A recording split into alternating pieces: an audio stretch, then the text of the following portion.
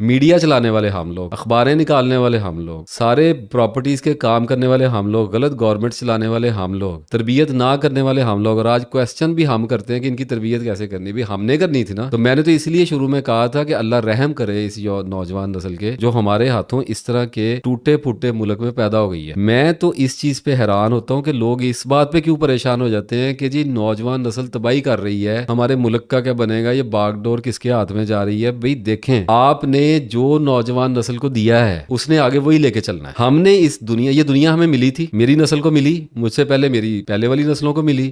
ہم نے اس دنیا کو جو بنا کے ان کے ہاتھ میں تھمایا ہے وہ آگ کا ایک گولا ہے، وہ جل رہا ہے ان کے ہاتھ میں. اٹامک بلاسٹ ہے، وارز ہیں، بھوک ہے، ننگ ہے، افلاس ہے، بے حیائی ہے، فحاشی ہے، ڈپریشن، انگزائٹی، تناؤ کے انتہا ہو چکی تناؤ کی. اور اس تناؤ والے دور میں بچے پیدا کر رہے ہیں. بچے پیدا کرنے کے بعد ان کو ایسے اسکولوں میں پھینک رہے ہیں جن کو دین اسلام سے کوئی ٹکے کا واسطہ نہیں ہے. پتہ ہی نہیں. دیکھیں آپ کا اسکولنگ سسٹم سکھا کیا رہا ہے؟ اسلامیت پڑھا دیتے ہیں، مگر لا دیں دینے نا. ایسے ہی ہے. کر کیا رہے ہیں کہ اسکولنگ سسٹم کا جتنا بھی فوکس ہے وہ سارے کا سارا فوکس انسان کو کمرشل بنانے پہ ہے، اس کو پیسہ کمانے کی مشین بنانے کے اوپر ہے. آپ ڈاکٹر بن رہے ہیں بچے، انجینئر بن رہے ہیں بچے، آئی ٹی ایکسپرٹس بن رہے ہیں بچے، دین کے عالم کیوں نہیں بن رہے اسکولوں سے؟ اور یہی الٹا حال آپ دیکھ لیں مدرسوں کا ہے کہ ان کا سارا فوکس بچے کو مذہبی عالم بنانے کے اوپر ہے، مفتی بنانے کے اوپر ہے. بھئی وہاں پہ انجینئر کیوں نہیں بن رہے، وہاں پہ ڈاکٹر کیوں نہیں بن رہے؟ بائی ریلیجن ہماری زبان عربک ہے، مدر لینگویج کسی کی پنجابی ہے، کسی کی سندھی ہے، کسی کی بلوچی، کسی کی کچھ ہے، کسی کی کچھ ہے، بیچارے کی پشتو ہے. نیشنل لینگویج ہماری اردو ہے،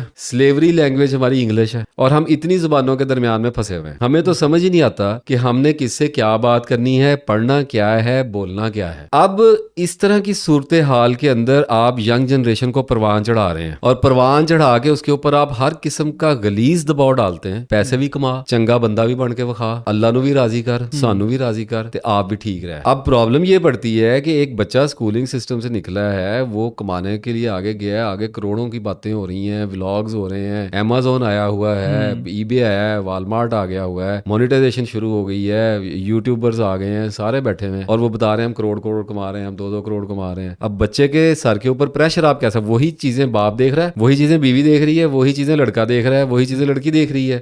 تو دباؤ تو پوری قوم کو پڑا ہوا ہے. قوم کی حالت یہ ہے کہ نہ تو ہمیں لیڈر کے نام پہ کوئی بندہ میسر ہے، نہ ہمیں علماء کے نام پہ کوئی ایسا عقل مند آدمی میسر ہے جو ہماری رہنمائی کر لے، ہمیں صحیح چیز کے ساتھ پہنچا دے کہ بھئی یہ والے معاملات ہیں، ان سے بچنا ہے، ان سے نہیں بچنا. ہر جگہ پہ ایک کنفیوژن پائی جا رہی ہے. اس کنفیوژن کے اندر برین ڈرین ہو رہا ہے، ہر طرف سے برین اٹھ کے باہر بھاگ رہا ہے. یہ وہی قوم ہے، یہ وہی ینگ جنریشن ہے جس کا آپ گلہ کر رہے ہیں میرے سے. یہ بھاگ رہی ہے آپ کو چھوڑ کے، یہ لعنت ڈال کے بھاگ رہی ہے کہ کس ملک میں پیدا ہو گئے ہیں، کن کے گھروں میں پیدا ہو گئے ہیں، نہ یہاں پہ روٹی ہے، نہ یہاں پہ تعلیم ہے، کچھ پتہ نہیں لگ رہا کدھر جانا ہے کدھر نہیں جانا ہے. اس طرح کے بچوں کے بارے میں یہ سوال کیا جاتا ہے کہ ان کی تربیت کیسے کرنی ہے. یہ تباہی کی طرف جا رہے ہیں، تباہی کی طرف دھکیلے گئے ہیں، تباہی کی طرف پھینکے گئے ہیں. ان کو اپنی مرضی سے نہیں گئے، اپنی مرضی سے نہیں گئے، وہ پیدا ہوئے ہیں اس دور کے اندر. آپ نے ان کو کیا دیا ہے؟ یہ ملک دیا ہے، تباہ حال. ہم نے چلایا نا یہ ملک، ہماری دنیا تھی، ہم نے پچھلوں سے لی اور اپنے ہاتھوں میں لا کے وراثت کے طور پہ اور توڑ پھوڑ کے اور تباہ کر کے اگلی نسل کے ہاتھ میں تھما کے، اور بجائے یہ کہ پشیمان ہو، بجائے یہ کہ اپنا افسوس کریں اور اپنے آپ کو ٹھیک کرنے کی کوشش کریں، ہم الزام کی انگلی اٹھاتے ہیں اور ان کے ماتھے پہ دھر دیتے ہیں کہ جی اے بگڑ گئے ہیں، ان کو تو پتہ ہی کچھ نہیں ہے. جی وی آر ریسپانسبل. دوسروں کی طرف انگلی اٹھانے کے بجائے اپنی طرف بندہ اٹھا لیں. تو ایک بات کے بارے میں تو بے فکر رہیں کہ وہ دنیا ان کی دنیا ہے. اب آپ یہ ذہن میں رکھ لیں کہ اب یہ دنیا نئی نسل کی دنیا ہے، ان کا جدھر دل چاہے گا نا یہ انہوں نے لے کے جانی ہے آگے. ہم اس کو نہیں روک سکتے. اگر ہم نے اس کو روکنا ہوتا تو ہم اس کو روک کے ٹھیک کر کے ان کے ہاتھ میں تھماتے. وراثت ایک چیز ہے، وراثت میں لوگ ایسے بھی ہوتے ہیں جو دشمنیاں دے کے جاتے ہیں اولاد کو، وراثت میں ایسے لوگ بھی ہوتے ہیں جو علم دے کے جاتے ہیں، وراثت میں دولت دی جاتی ہے، وراثت میں مسائل بھی دیے جاتے ہیں، مسائل بھی ہوتے ہیں. اب یہ سارا کچھ دے دیا ہے. اب ایک بات کے بارے میں ہاتھ جھاڑ کے اب بیٹھ جائیں، اب جدھر ان کا دل کرے گا وہ لے کے جائیں گے. اور یہ تو دنیا نے جانا اسی طرف ہی ہے، تباہی کی طرف جانا ہے تو کسی نہ کسی وجہ سے جانا ہے نا. تو اگر روکنے کی کوشش کرنی ہے تو سب سے پہلے خود کو بدلنا پڑے گا. اپنے گھروں میں جو بڑے بوڑھے ہیں، جو میچور ہو چکے ہیں، جن کے بچے بڑے ہو گئے ہیں، ان کو اپنے کردار کے بارے میں فکر کرنی پڑے گی کہ ہم کون لوگ ہیں، ہمارا مذہب کیا کہتا ہے، ہمارا اللہ ہمیں کیا کہتا ہے، اللہ کے رسول نے کیا کہا تھا. آپ کیا یہ باتیں کرنے والی ہیں؟ آپ کو نہیں پتا ہمارے ملک کی، ہمارے گھروں کی حالت کیا ہو گئی ہے؟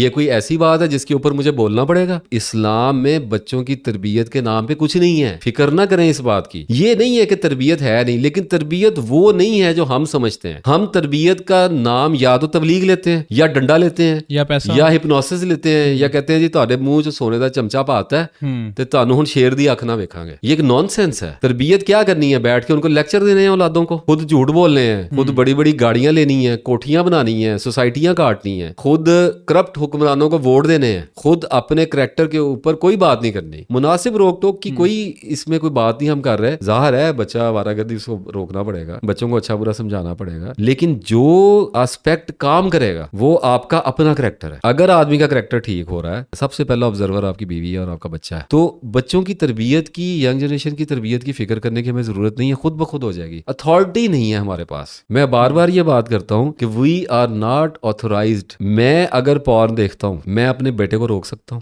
لیکن اس کے باوجود روکوں گا کیونکہ اچھا برا سمجھانا تو جی میرا فرض ہے, میں لیڈر ہوں. اور جناب میں اگر اسموکر ہوں, میں اپنے بچے کو سگریٹ پیتا ہوا دیکھنا نہیں چاہوں گا, میں اس کو روکوں گا. اور میرے پاس کرنے کے لیے باتیں پتہ کیا ہوں گی؟ مینوں ویخ, میری حالت ویخ, مینوں کینسر ہو سکتا ہے, مینوں ہارٹ اٹیک ہو سکتا ہے, شرم کرو, رک جاؤ, مجھے شرمندہ کرا رہے ہو, میری دیکھا دیکھی کر رہے ہو. اس کے علاوہ تو میں کچھ نہیں کہہ سکتا, یا میں جبر کا سسٹم نافذ کروں گا. دو ہی باتیں ہوں گی نا. اگر میں نے سگریٹ بچوں کے ہاتھ میں نہیں دینا تو مجھے سگریٹ چھوڑنا پڑے گا. اگر میں سگریٹ چھوڑوں گا, ان کی ہیبیچول پیٹرن کے اندر یہ بات داخل ہونے سے پہلے اگر پکی ہوگی تو پھر تو ہو گئی. اگر میں چھوڑ دوں گا تو بچے اڈاپشن میں نہیں جائیں گے. 90% چانسز ہیں, چانسز آر ویری ہائر کہ نہیں ہوگا خراب. پھر بھی کسی کے مقدر میں لکھا ہے تو ہم تو نہیں نہ روک سکتے. اسی طریقے سے اگر میں جھوٹ بولنے سے پرہیز کر رہا ہوں, اگر میں لوگوں کے بارے میں چگلی نہیں کرتا, اگر میں لوگوں کے ساتھ دھوکہ دہی نہیں کر رہا, تو میرے بچے میری گفتگو سے, میری بیوی کے ساتھ میری باتوں سے, میرے دوستوں کے ساتھ میرے تعلقات سے, میرے ماں باپ کے ساتھ تعلقات سے, میرے افکار سے آہستہ آہستہ انسپائر ہونا شروع ہو جائیں گے. بالکل. اپنے بچوں کو, اپنے گھر والوں کو آہستہ آہستہ آدمی کو چاہیے کہ انسپائر کرنے کی کوشش کرے. اسٹرگل اس چیز کی نہ کرے کہ انسپائر کرنا ہے, اپنے کردار میں لگا رہے بہتر کرنے میں. اگر کردار بہتر ہوئے گا تو اللہ اتھارٹی دے دے گا, اللہ اتھارٹی دے دے گا تو لوگ آپ کے پیچھے چلنا شروع ہو جائیں گے. اب جو ینگ جنریشن کا بیڑا گرک ہونا تھا وہ ہو گیا ہے. اب یہ جدھر کو گھوڑا بھاگ نکلا ہے نا, اب اس کو اللہ کے سوا کوئی نہیں روک سکتا, اور اس کی رکاب میں ہمارا پاؤں پھنسا ہوا ہے اور ہم اس کے ساتھ گھسٹ رہے ہیں. نہیں, انہیں تباہی سے بچایا کیسے جا سکتا ہے؟ کوئی